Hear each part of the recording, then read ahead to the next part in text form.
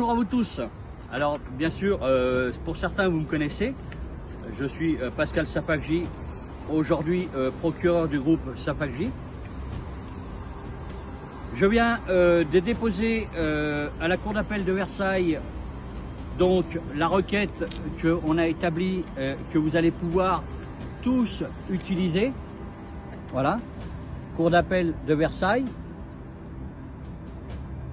Et l'ordonnance qui, pour toute la mise en place de la dissolution des organismes illégaux, d'accord? On en parlera un peu plus dans l'émission de mercredi, d'accord? Alors, bien sûr, je vais vous relire la requête, d'accord? Donc, Cour d'appel de Versailles, procureur général du groupe Safakji,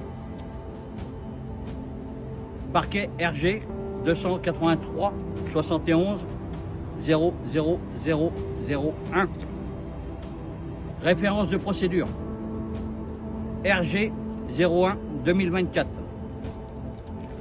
requête du peuple français souverain sur les faits reprochés, dirigeance de notre pays par des associations des partis politiques ou ces partis politiques n'ayant pas assuré la garantie de notre pays, suivant l'article 16 de la Déclaration des droits de l'homme et du peuple français souverain. La justice ayant un rôle par complicité, trafic d'influence, conflit d'intérêts dans cette situation, en faisant entrave à la manifestation par l'article 434-4 du Code pénal, et de surcroît, ils font du déni de justice par l'article 434-7-1 du Code pénal. Il nous est donc demandé d'intervenir en urgence pour remettre de l'ordre dans notre pays, étant acteur principal pour la sécurité de notre pays, en tant que syndicat investi d'une mission de service public sous l'égide des parquets, en notre qualité de syndicat et conformément à l'article 3 de la loi Waldeck-Rousseau du 21 mars 1884. Les syndicats professionnels ont exclusivement pour objet l'étude, la défense des intérêts économiques, industriels et commerciaux et agricoles. Nous avons le devoir de reprendre la situation en main, suivant l'article 71.1 de la Constitution du 4 octobre 1958. Voyant la défaillance dans notre pays, nous sommes en droit et en qualité, en droit d'agir. En violation de la loi, une enquête judiciaire a été ouverte à la demande de Pascal Cardozo Gastao, procureur général du service antifraude, anticorruption, justice du groupe Safakji. Constatant les dysfonctionnements des associations des partis politiques déléguant des pouvoirs illégaux à des organismes agissant sans aucune légitimité en droit d'agir, comme par exemple l'URSSAF, la MSA, la CIPAV et bien d'autres encore dans le domaine social, ARS, ASE, ainsi que d'autres encore qu'on va énumérer dans le temps. Des métropoles, des communautés de communes, tous dans l'illégalité en droit d'agir, suivant l'article 32 du Code de procédure civile. Est irrecevable toute prétention par ou contre une personne dépourvue du droit d'agir. Ainsi que des syndicats violent et détournent le but de l'objet du droit et devoir des syndicats. Première investigation du service antifraude, anticorruption, justice. Les organisations citées ci-dessus étant impliquées sur les faits suivants: pour détournement de pouvoir, pour escroquerie au jugement, pour détournement de fonds publics, pour conflit d'intérêts, pour trafic d'influence, pour complicité suivant l'article 121.7 du Code pénal, pour voie de fait, violation de domicile suivant l'article 226.4 du Code pénal, pour usurpation de fonction suivant l'article 433.12 du Code pénal et 433.17 du Code pénal, pour l'usage de droit d'un titre attaché à une profession réglementée par l'autorité publique, pour avoir pris indûment la qualité de personne dépositaire d'autorité publique, par l'article 311-4 du Code pénal. Pour faux, usage de faux en écriture publique, 441-4 du Code pénal. Faux, usage de faux, 441-1 du Code pénal. Pour vol aggravé du bien d'autrui, par l'article 311-1 du Code pénal par des manœuvres frauduleuses. Pour menace de faire avec des ordres de remplir une mission dans l'illégalité, l'article 222-18 du Code pénal pour violence, suivant l'article 222-7 à l'article 222-16-3 du Code pénal. Le Conseil constitutionnel, mis en place par ordonnance numéro 58-1067 du 7 octobre 1958, portant loi organique sur le Conseil constitutionnel. Suivant l'article 1, nous constatons qu'il n'y a pas de séparation de pouvoir entre les membres du Conseil constitutionnel, autres que les membres du droit sont nommés par des décisions du président de la République et du président de l'Assemblée nationale et du président du Sénat. Il n'existe aucune séparation de pouvoir entre le président de la République et le président du Conseil constitutionnel. Il reste évident et à nouveau anticonstitutionnel, suivant l'article 16 de la Déclaration des droits de l'homme de 1789. Pire encore, les élus d'hier impliqués dans les affaires de corruption peuvent se trouver et peuvent se retrouver au sein même des organisations de contrôle des lois. Et nous constatons une chose importante, comment les politiques acceptent-ils que des élus impliqués ou ayant participé à la corruption, par exemple Laurent Fabius, puissent être conseillers. En faisant des faux en écriture publique, de facto, suivant l'article 441-4 du Code pénal, ces jugements qui sont qu'un constat de la corruption au sein même des tribunaux. La loi mise en place des syndicats ne donne pas aux syndicats de la magistrature le pouvoir de juger le peuple souverain, le peuple français souverain. Constatant cette défaillance au sein même de la justice, de faire des nominations des magistrats, des juges, des procureurs, des greffiers, des avocats mises en place dans l'illégalité par des décrets nuls et non avenus pour vice de forme, suivant l'article 114 alinéa 2 du Code de procédure civile, qui, suivant l'article 32 du Code de procédure civile, reste irrecevable toute prétention émise par ou contre une personne dépourvue du droit d'agir. Se rendant complice et acteur de cette association de malfaiteurs n'est simplement qu'une organisation en association de malfaiteurs, suivant l'article 450-1 du Code pénal, et constatant qu'ils siègent illégalement dans les tribunaux, ainsi que dans les parquets, enfreignant la séparation des pouvoirs, en violation de l'article 16 de la Déclaration des droits de l'homme de 1789, s'autorisent de manière illégale de faire entrave à la manifestation de la vérité, suivant l'article 434-4 du Code pénal, tout en produisant des faux usages de faux en écriture publique, suivant l'article 441-4 du Code pénal, en délivrant des jugements tronqués par des manœuvres frauduleuses, suivant l'article 313-1 du Code pénal, pour faire subir et réduire au silence le peuple français souverain. Plus grave encore, ils instaurent par un système crapuleux l'obligation pour les gens de prendre des avocats, prétendument obligatoires, ce qui est faux. Toute personne est en droit de se représenter par elle-même pour sa procédure judiciaire. Tout cela n'est que mensonge. De plus, les magistrats et les juges vont de surcroît en nommant des mandataires judiciaires, des commissaires de justice, ainsi que des huissiers du Trésor public, agissant tous dans l'illégalité, en faisant abus de pouvoir, utilisation des gardiens de la paix et la gendarmerie,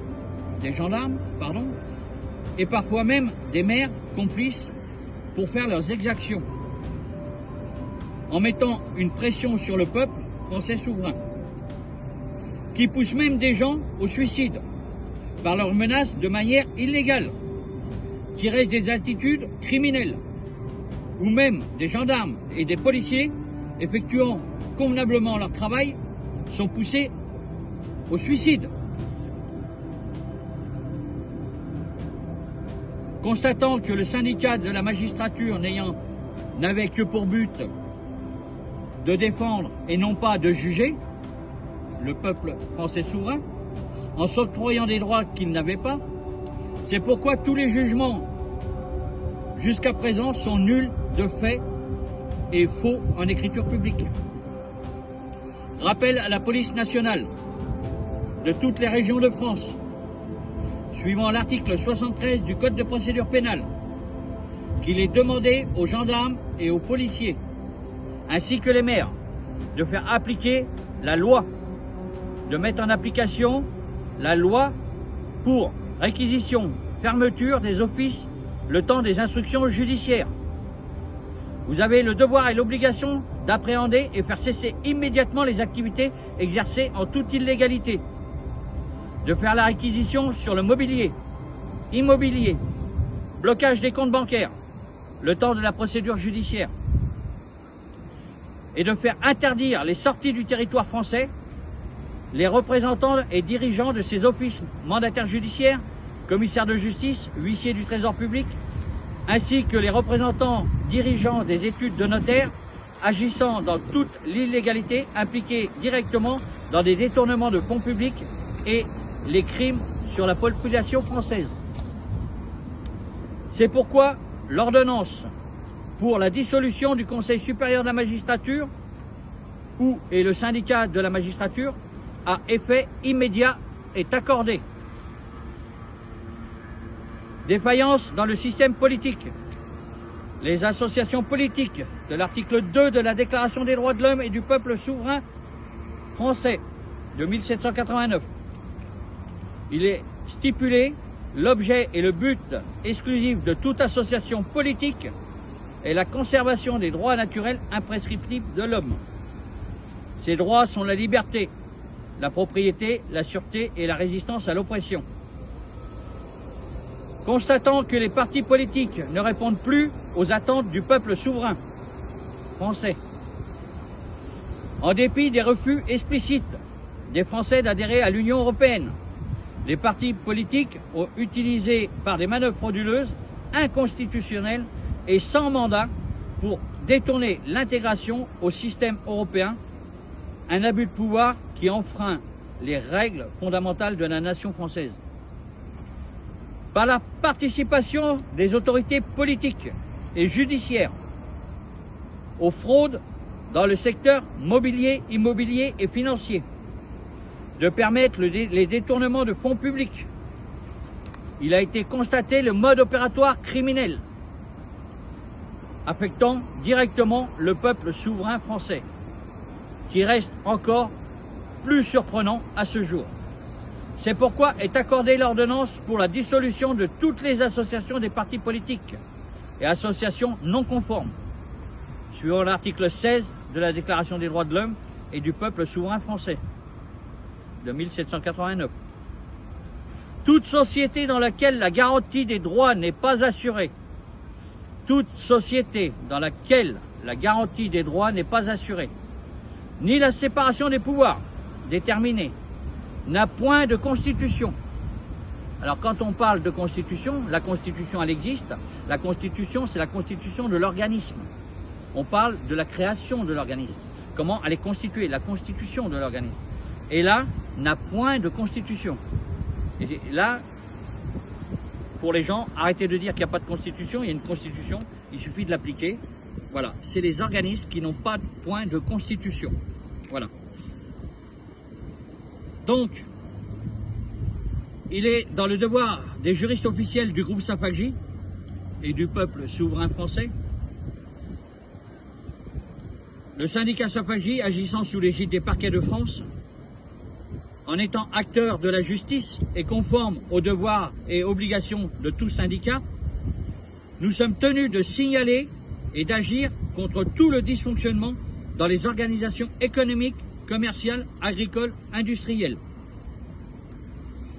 Suivant l'article 223.6 du Code pénal, quiconque pouvant empêcher par son action immédiate, sans risque pour lui ou pour les tiers, soit un crime, soit un délit, contre l'intégrité corporelle de la personne qui s'abstient volontairement de le faire est puni de 5 ans d'emprisonnement, 75 000 € d'amende.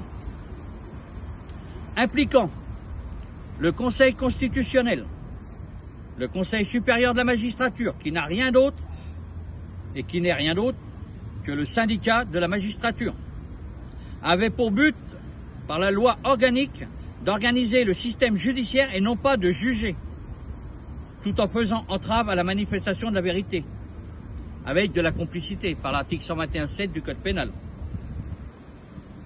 De toutes les associations ayant des liens avec les partis politiques, les syndicats ayant des liens avec les partis politiques, les maires ayant des conflits d'intérêts avec les partis politiques.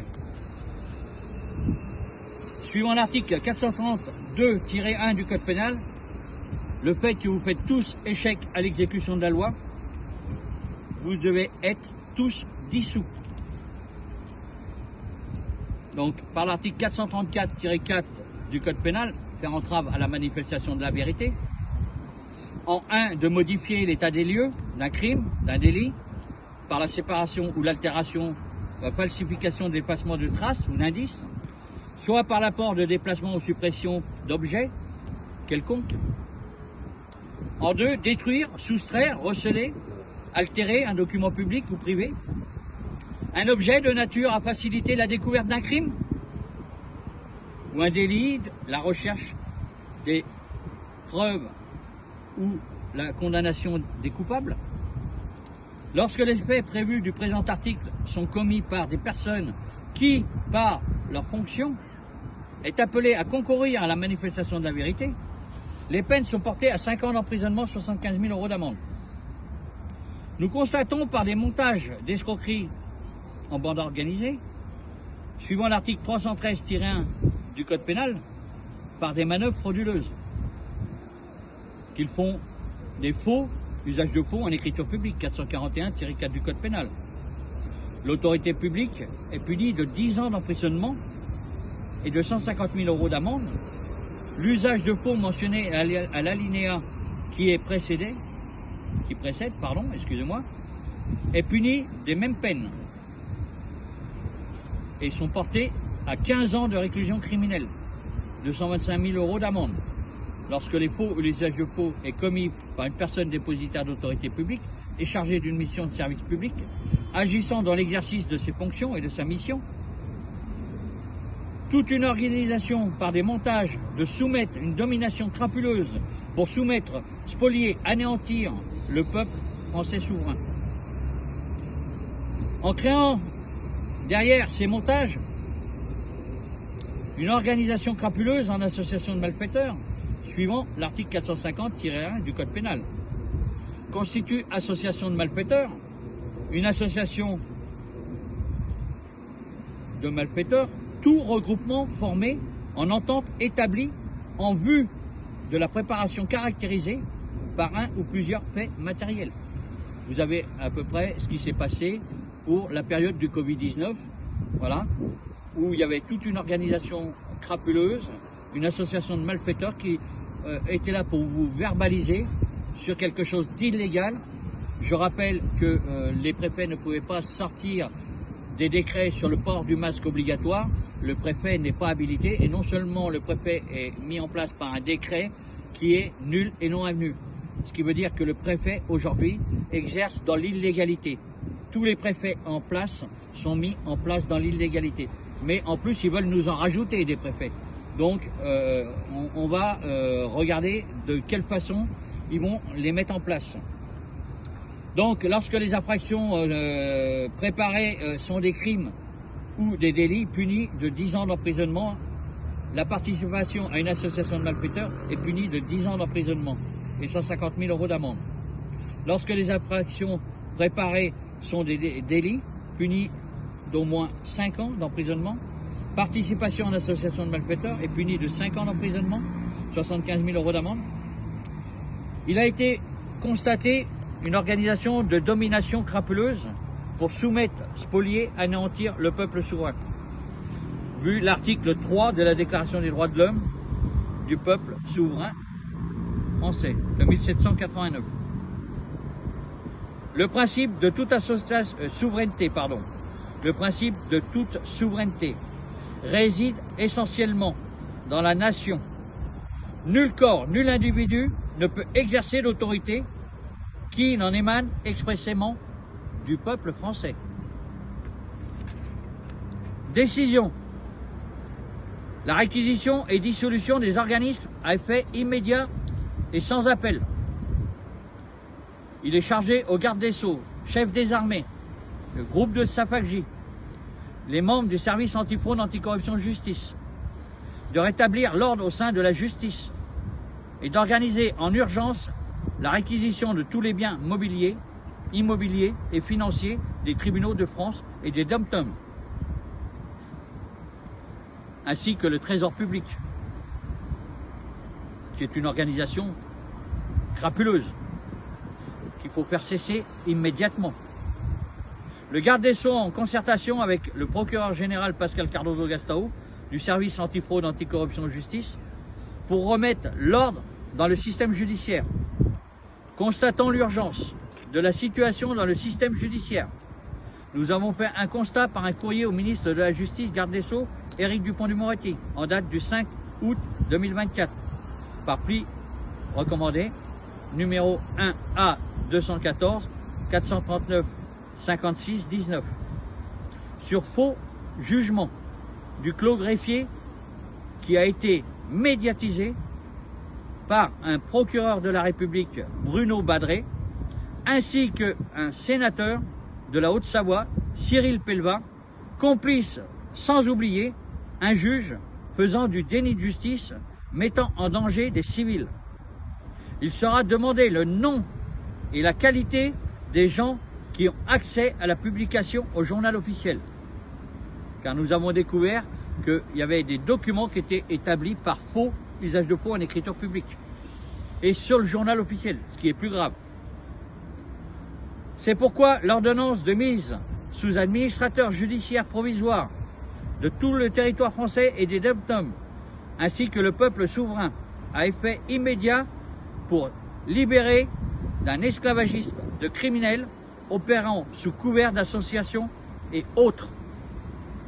Je vous remercie pour avoir écouté la requête. Là, je vais vous lire l'ordonnance. Alors bien sûr, aussi, l'ordonnance a été, bien sûr, émargée en cour d'appel de Versailles. Voilà. Donc, ils ont bien pris connaissance des actes officiels. Alors, le cabinet du procureur général Pascal Cardozo Gastao, assisté du président du service antifraude, anticorruption, justice, en notre qualité de syndicat, représentant de la justice et défenseur des droits, conformément à l'article 3 de la loi Waldeck-Rousseau et du 21 mars 1884 et l'article 71-1 de la Constitution du 4 décembre 1958, la requête déposée au nom du peuple français souverain en date du 11 juin 2024. Oui, parce que c'est le début de la procédure qui a commencé. Le constat des violations répétées des droits fondamentaux des associations politiques impliquées dans la corruption et associées à des organismes établis dans l'illégalité, conformément à l'article 71.1 de la Constitution du 4 octobre 1958. Il est obligatoire, des points de vue déontologiques, de prendre des décisions urgentes. Chef d'accusation, détournement de pouvoir, escroquerie au jugement, détournement de fonds publics, conflit d'intérêts, trafic d'influence, association de malfaiteurs, crime organisé. Suivant les articles du code pénal, 121.7 du code pénal, 226.4 du code pénal, 433.12 du code pénal, 433.17 du code pénal, 311.4 du code pénal, 441-4 du code pénal, 441-1 du code pénal, 311-1 du code pénal, 222-17 du code pénal, 222-18-18 du code pénal et 222-7 et 222-16-3 du code pénal. Suivant les articles du code de la sécurité intérieure, vous avez tous le devoir, suivant l'article R434-4 du code pénal, R434-5 du code pénal, pardon, R434-6 du code pénal, R434-7 du code pénal, R434-8 du code pénal, R434-9 du code pénal, R434-10 du code pénal, R434-11 du code pénal, R434-12 du code pénal, R434-13 du code pénal, R434-14 du code pénal, R434-15 du code pénal, R434-16 du code pénal, R434-17 du code pénal, R434-18 du code pénal, R434-19 du code pénal, R434-20 du code pénal, R434-21 du code pénal, R434-22 du code pénal, R434-23. Alors, excusez-moi, ce n'est pas le code pénal, c'est le code de la sécurité intérieure. Donc, ce qui implique les gendarmes, les policiers, pour la sécurité intérieure. Alors, tous ces articles sont le code de la sécurité intérieure. Et vous prenez le code de déontologie de la gendarmerie et de la police nationale, ces articles de code, ce sont ceux qui sont établis dans le code de déontologie, voilà, des policiers et des gendarmes. Tout ça, ce sont les codes de la sécurité intérieure. Désignons Monsieur Didier Migaud, garde des Sceaux, ministre de la Justice, nommé le 21 septembre 2024, le chef des armées français. Des armées françaises. De l'armée française, pardon. Et les administrateurs juristes du groupe Sapagi, en qualité d'administrateurs judiciaires provisoires sur le territoire et pour le peuple français souverain, ainsi que dans les dom-toms. Lui donnons pour mission, à effet immédiat, de transmettre la liste et les adresses de tous les syndicats déclarés avec les numéros d'enregistrement en mairie et au parquet, ainsi que les statuts, rappel de l'article L311.1 du Code des relations entre le public et l'administration, pour nous fournir tous les documents administratifs qui est demandé. En disposition de l'article L311.5 et l'article 311-6, les administrations mentionnées à l'article L300-2 sont tenues de publier en ligne ou de communiquer les documents administratifs qu'elles détiennent aux personnes qui en font la demande. Nous vous en faisons la demande. Et vous ne pouvez pas dire que ça ne vous a pas été demandé. D'autant plus, ça a été établi, la requête elle a été déposée à la Cour d'appel de Versailles. Donc pour mettre en place une réunion générale avec la participation des présidents des syndicats afin de réorganiser les institutions et le système judiciaire au sein des tribunaux.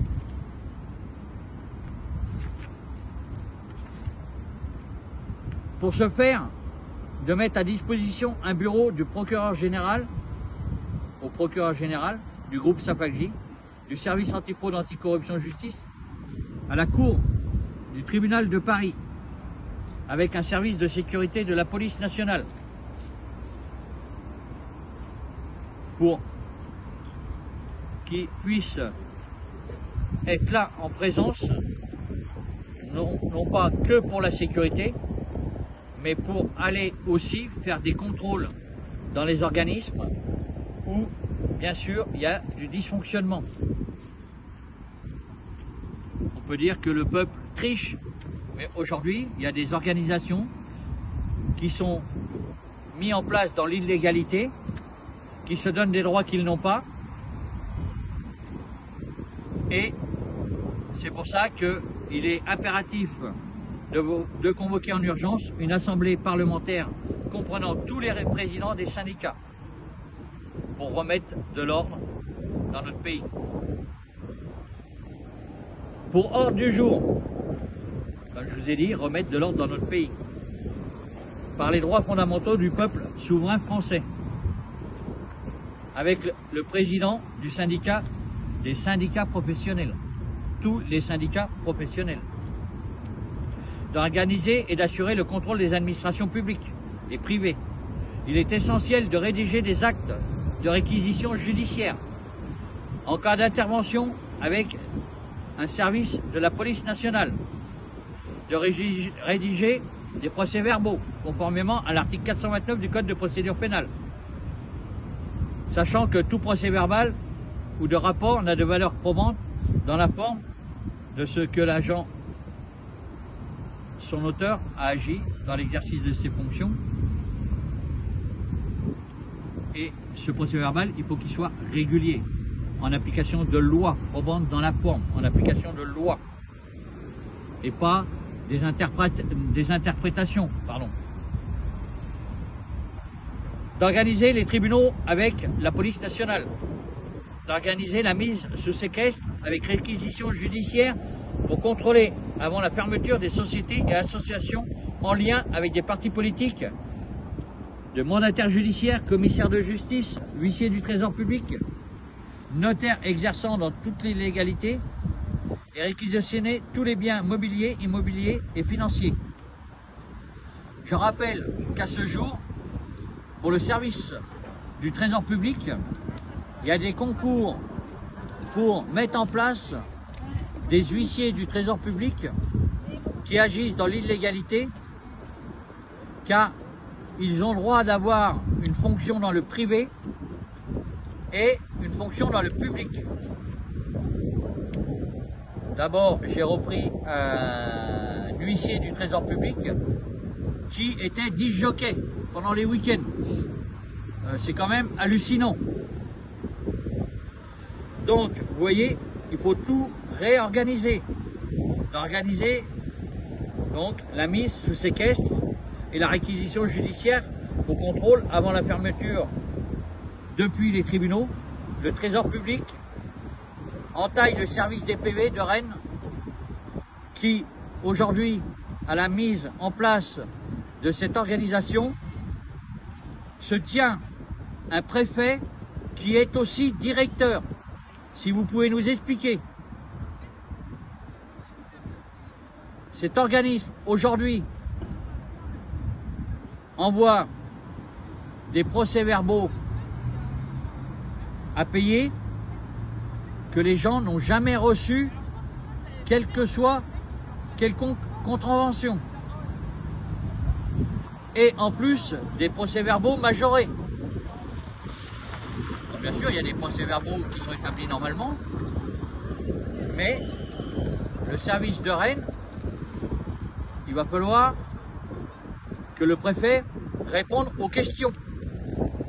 Qui il est, qui l'a mis en place, et pourquoi il ne signe pas les documents quand les gens reçoivent un document qui est marqué officier du ministère public. Donc, il va falloir qu'ils répondent aux questions. D'organiser la mise sous séquestre avec réquisition judiciaire pour contrôler les membres du Conseil constitutionnel avant la dissolution et réquisition de tout le bien mobilier, immobilier et financier. Je rappelle que tout ça, c'est payé avec l'argent du peuple français. Et que le Conseil constitutionnel n'a aucune séparation de pouvoir, et qu'il devrait, parce que pour voter les lois, il faut que cet organisme soit indépendant. Il ne peut pas être au sein même de la gérance de notre pays. Il faut qu'il soit indépendant. Donc bien sûr qu'on leur présente les lois, et bien sûr, ils sont toujours pour du bon côté. D'organiser la mise sous séquestre avec réquisition judiciaire pour contrôler avant la dissolution du Conseil supérieur de la magistrature ou le syndicat de la magistrature, réquisitionner les biens mobiliers, immobiliers et financiers pour remettre de l'ordre dans la justice. Je rappelle, un syndicat n'est pas là pour juger, un syndicat est là pour défendre. Nous sommes là pour défendre, nous ne sommes pas là pour juger. Il faut désorganiser la mise de tout ce système crapuleux, d'organiser la mise sous séquestre avec réquisition judiciaire pour contrôler avant la dissolution de toute association de partis politiques et associations non conformes et réquisitionner tous les biens mobiliers, immobiliers et financiers qui ont été payés avec l'argent du peuple souverain français.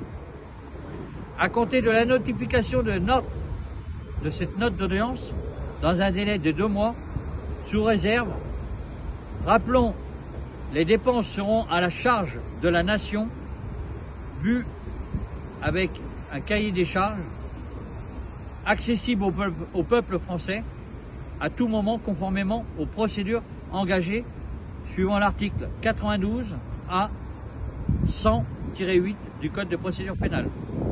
Les maires devront être disponibles pour participer en leur qualité d'officier public de police judiciaire, OPJ, afin de faire appliquer la loi, uniquement la loi, conformément à l'article 5 de la DDHC de 1789. L'ordonnance désignant le groupe Sapagi en tant qu'administrateur judiciaire provisoire doit être communiquée à tous les Français avant la fin du mois. Dépêchez-vous, la fin du mois arrive. Donné au greffe de la Cour d'appel de Versailles le 25 novembre 2024. Nous avons donné copie pour le Président de la République, Premier ministre, Garde des Sceaux, ministre de la Justice et toutes les cours d'appel dont nous dépendons recevront ces documents normalement transmis par la Cour d'appel de Versailles où le premier président de la Cour d'appel de Versailles, il lui a été dit qu'il fallait qu'il transfère tous ces documents à chaque Cour d'appel de France. Un contrôle sera fait par tous nos administrateurs. Et toute cour d'appel qui ne répond pas à la demande, une procédure sera engagée. Cela a été fait au nom du peuple français souverain, au nom de vous tous. Je vous rappelle que Sapagi ne prend pas d'argent. Nous avons travaillé tout cela pour vous. Donc, tous mes collaborateurs du groupe Sapagi vous remercient d'avoir pris en considération ce qui vient d'être lu. Alors bien sûr, avec des petites imperfections, mais on n'est pas les meilleurs du monde et on ne sera jamais les meilleurs du monde. On est là pour faire appliquer la loi et rien que la loi. Merci à vous tous, à la prochaine.